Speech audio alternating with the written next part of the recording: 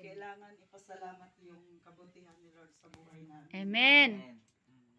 Yung dinadasal namin mga kapatid na matagal na sabi namin na Lord, kung kalooban mo na dagdagan yung negosyo namin sa anumang paraan at purihin ang Panginoon mga kapatid na next month siguro magbubukas na po yung namin, panibagong business na bubuksan. Extension. Amen. Wow, Wala purihin ang talagang Panginoon. imposible sa Panginoon. Basta mag-antay ka lang.